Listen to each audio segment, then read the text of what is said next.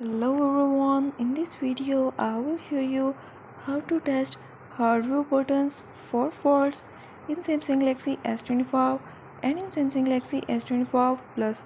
Before starting this video, please subscribe for more videos and watch complete video.